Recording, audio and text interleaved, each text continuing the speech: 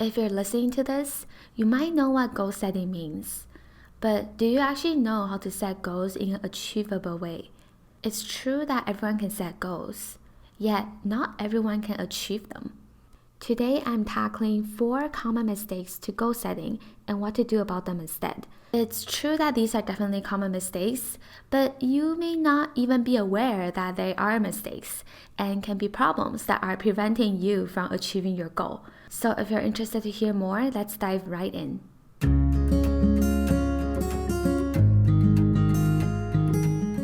Welcome to the Daring Living podcast, where it's all about personal growth, honest conversations, and exploring what it means to live a passionate, daring life. I'm your host, Shirley Huang.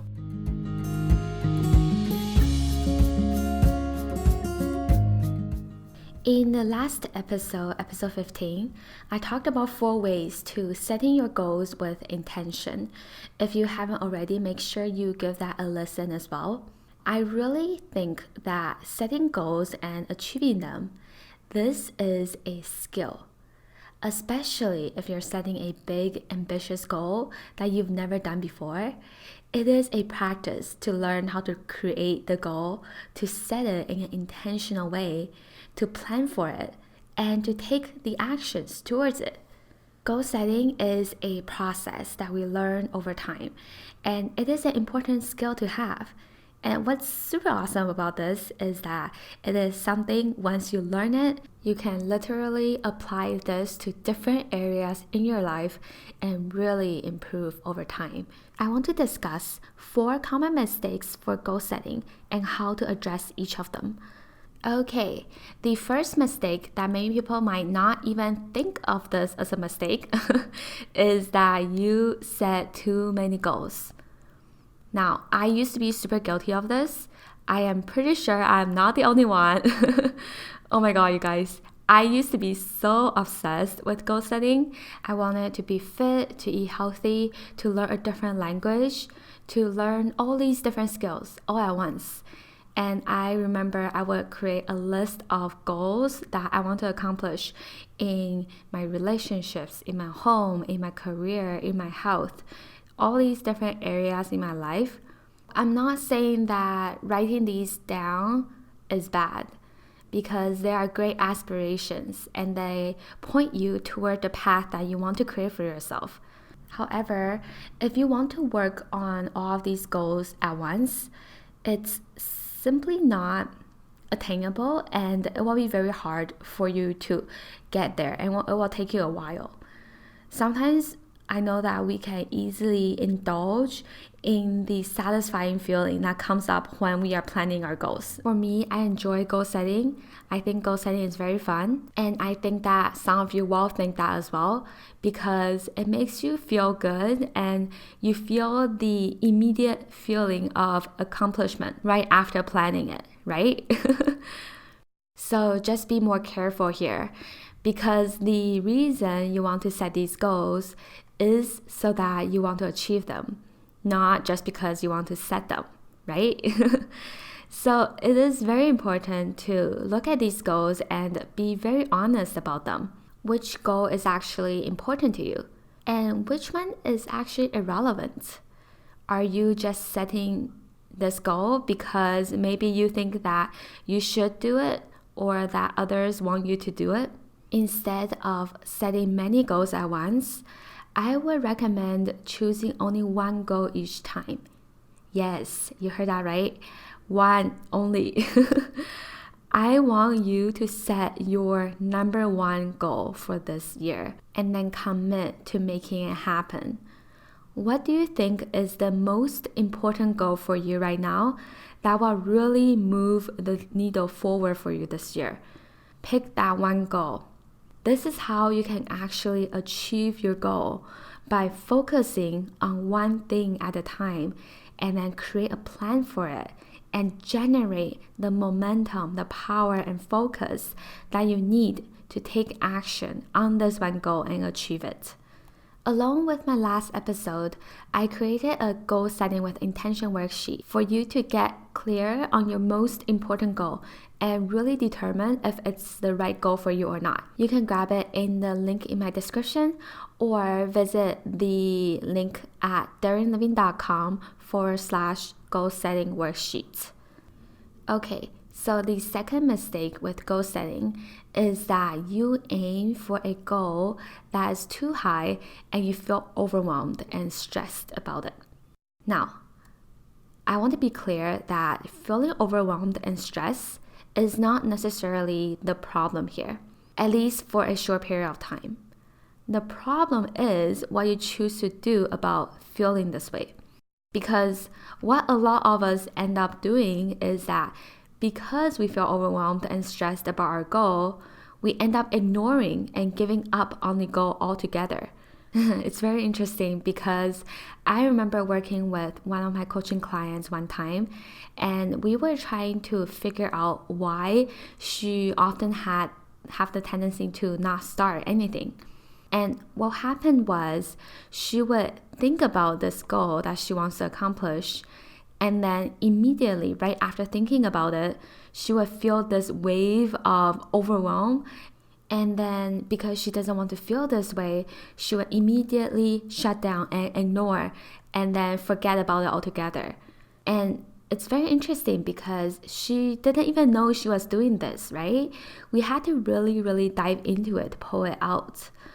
So feeling overwhelmed by your goal and then giving up, sometimes it can happen in a very subtle way without you even realizing that you're doing that. And I also just want to be clear and say that there is nothing wrong with setting big goals and aiming high, but you have to approach it in a realistic and attainable way. If you're setting a goal for yourself for the entire year, for example, then you have to stop looking at it as this giant, massive problem that you can never achieve because you will only feel overwhelmed by it. So first of all, make sure that you have a deadline for this goal. If you only say, I want to be healthy this year, that doesn't mean anything, okay? You want to make sure that your goal is SMART.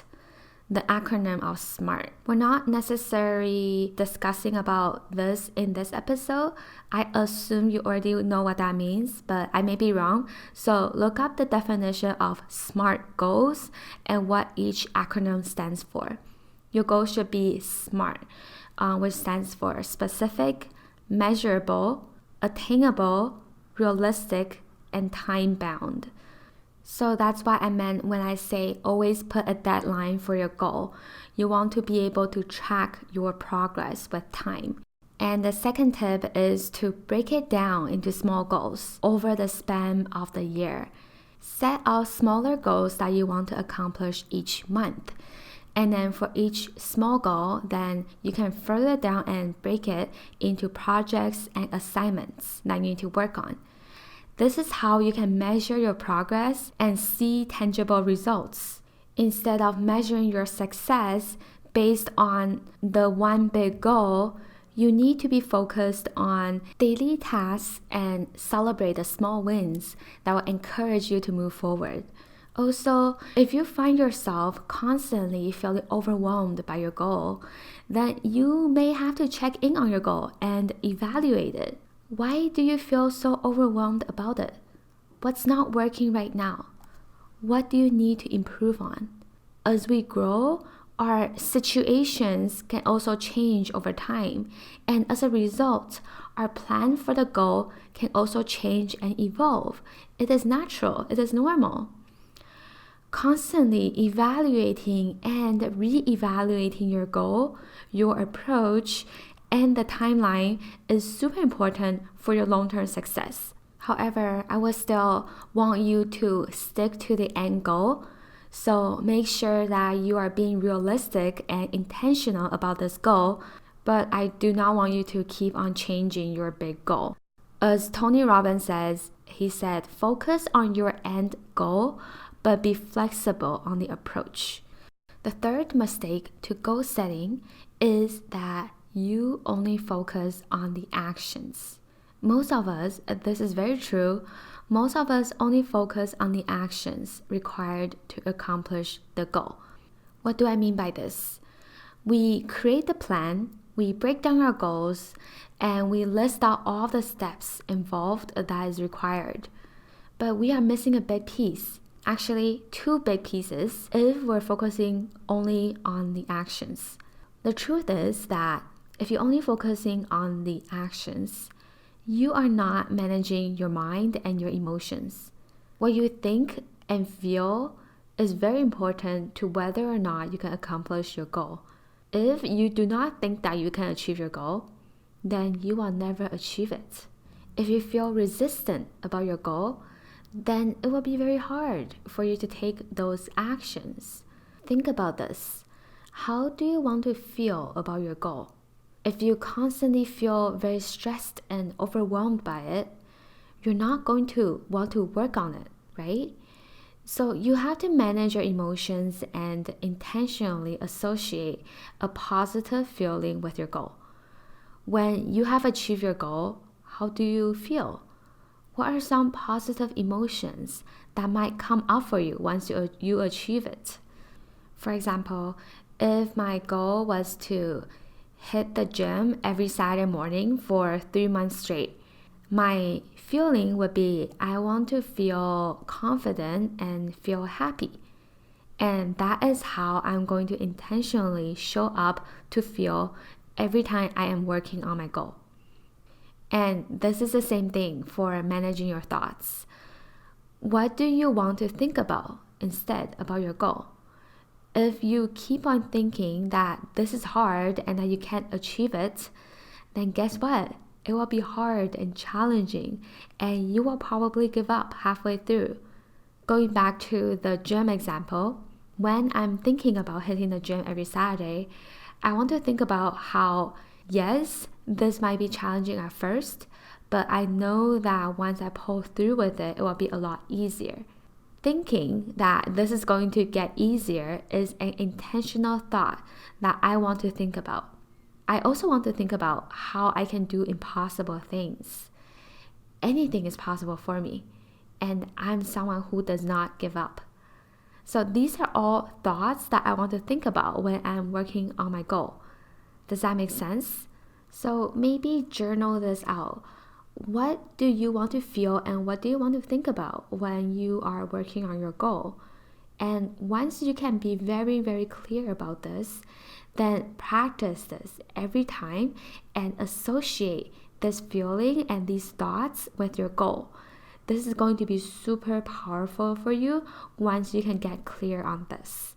And your thoughts and your feelings, they are going to be the fuel that drives you to actually take the actions to accomplish your goal. This is a common mistake. Not a lot of people focus on managing their minds and their feelings. They only focus on the actions. And that's a big mistake because it is crucial actually for you to manage your thoughts and feelings so that you can take the right actions to achieve your goal. Okay, the last mistake to goal setting is that you do not practice commitment and trust. As mentioned earlier, achieving your goal, it is a skill. It is a practice of learning to manage your mind, your emotions, and your actions. It is also a practice of commitment and trust, especially if you are setting a new and big goal. The first step is to commit to the goal and to trust that you can achieve it. And this is a common mistake that I see with people when they are trying to work towards their goals. You do not start practicing commitment and trust when you are 98% there. I know when we are starting to set goals and starting to work towards it, we often feel like we need to see some results first before we can trust ourselves and before we can decide, okay, I'm going to feel like I can trust myself. I'm going to feel like I can commit to this. No, that's not how you do it. You start practicing and trusting yourself and being committed to your goal on day one. It is a decision to decide to trust and commit. You can simply decide that you are going to be someone who commit to that goal and to make it happen. And you decide to trust that you can achieve it. And then what you need to do is you need to actively practice feeling the trust and feeling the commitment every single day. From this place of strong belief, then this is where you will generate the actions and focus on thinking about your goal and focusing on achieving it. This is what differentiates those who achieve their goals and those who do not. It is a decision that they make to themselves to stick by their goals and to achieve them no matter what. Here is a quick recap for you on this episode. 4 common mistakes to goal setting. The first mistake is that you set too many goals. Focus on one and then create all of the energy and the power around it, and then make it a meaningful one. Make it the most important one for you right now and achieve that. The second mistake is that you feel overwhelmed about your goal and then you give up. 2 tips that you can tackle this is first to break down your goal and then track your progress. Focus on your everyday tangible tasks and small wins rather than looking at this giant goal that you have to accomplish all at once. And the second tip is to constantly evaluate and reevaluate your goals, your actions, and your plan if you keep on feeling overwhelmed. The third mistake is that you only focus on the actions. The driving forces behind these actions are your thoughts and feelings. You need to be very intentional about choosing how you want to think and how you want to feel about your goal. You need to manage your mind and your emotions because that is how you will actually take the actions forward to achieve your goal. And the last mistake is that you are not practicing commitment and trust. The first step is to decide to trust and commit, and then the rest will follow through. This is how you achieve your goal. Again, if you want to download my Goal Setting with Intention worksheet, you can visit the link in my description or just type in darrenlevine.com/goal setting worksheet. That is darrenlevine.com/goal setting worksheet to grab a copy. Goal setting, it is a skill. It is totally a learnable skill. It is how you grow and achieve the things in your life and make your ideal life into a reality. I believe in you so much. Have an amazing week. I'll talk to you next time. Thank you so much for listening to this episode. What are your thoughts on goal setting? Do you make these mistakes yourself? Feel free to send me a message or tag me on your Instagram story at Darren Levine. I would love to hear from you. Also, if you find this podcast meaningful, I would appreciate it so much if you can leave me a rating and review on Apple Podcasts, because this really helps my podcast to be pushed up higher in the platform, and this way I can help more and more people. Thank you so much. I will talk to you very soon. Bye bye.